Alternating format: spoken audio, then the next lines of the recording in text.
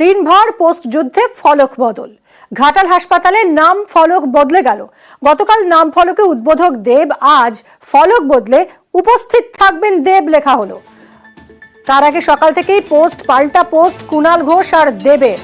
একেবারে ঠান্ডা যুদ্ধ যাকে বলে। কথা বলবো আবির আমাদের প্রতিনিধির সঙ্গে। আবির, সকাল থেকে আমরা দেখলাম কার্যত নারদ চলছে দুজনের মধ্যেই, এবং তারপর দিনের শেষে যেটা দেখা গেল যে নামের ফলক বদলে গেল, উদ্বোধক দেবের জায়গায় উপস্থিত থাকবেন দেব লেখা হলো। কোথাও কি কুণাল ঘোষের অবস্থানই শিলমোহর?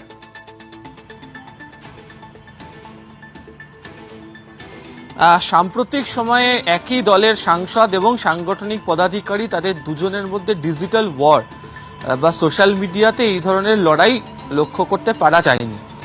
দিনের শেষে তথ্য প্রমাণ সহ আগের ছবি আজকের ছবি দিয়ে যে পোস্ট কুণাল ঘোষ করলেন, তাতে মনে করা হচ্ছে যে তিনি যে তথ্য বা নথি দিয়েছিলেন সেক্ষেত্রে দাঁড়িয়ে তিনি হয়তো অনেকটা এগিয়ে গেলেন।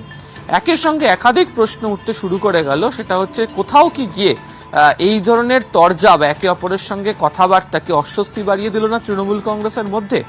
ঘটনার সূত্রপাত যেটা, সেটাতে আজকে সকালবেলা কুণাল ঘোষ তিনি একটি এক্স হ্যান্ডেল পোস্ট করেন এবং সেখানে তিনি উল্লেখ করেন যে মার্চ মাসে ভার্চুয়ালি রাজ্যের মুখ্যমন্ত্রী যখন ঘাটালের স্বাস্থ্য ব্যবস্থার একটি অংশের উদ্বোধন করেছেন, সেখানে দাঁড়িয়ে একই জিনিসের উদ্বোধন কোনোভাবেই সাংসদ যেটা করছেন সেটা যথাযথ নয়।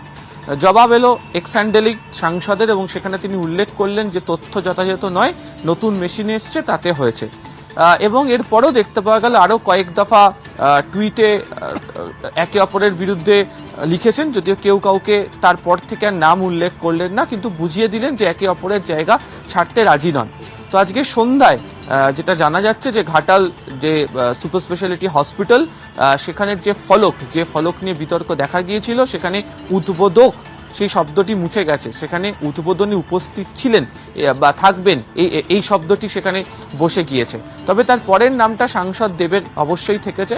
ফলে এখানে দাঁড়িয়ে বড় প্রশ্ন যে শেষমেশ যে অবস্থাটা বদল হলো বা ফলকের যে অবস্থান বদল হলো, লেখার বদল হলো, সেটা আগে করলে বোধহয় এই ধরনের বিতর্ক তৈরি হতো না। এবং যা ঘিরে যখন প্রত্যেক দিন বিভিন্ন ইস্যুতে বিরোধীরা শাসক দলকে আক্রমণ চালাচ্ছে রাজ্যে, সেখানে এক সাংগঠনিক পদাধিকারী এবং সাংসদের এই ফলককে ঘিরে যে তরজা চলল, সেটাও এই ফলক বিতর্কের সঙ্গে সমান তালে প্রত্যেকের মধ্যে নজর কাটতে শুরু করে দিয়েছে।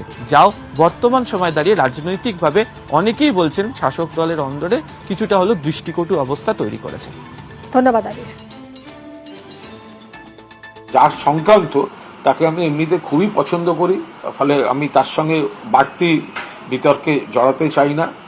ও একসঙ্গে পর্দায় রিসুম ডাসুম করে 5-6 জনকে একসঙ্গে 20 জনকে শুইয়ে দিতে পারে। আমি ওকে খুব পছন্দ করি, ও খুব ভালো। ও চাঁদের পাহাড়ে সিংহের সঙ্গে লড়েছিল।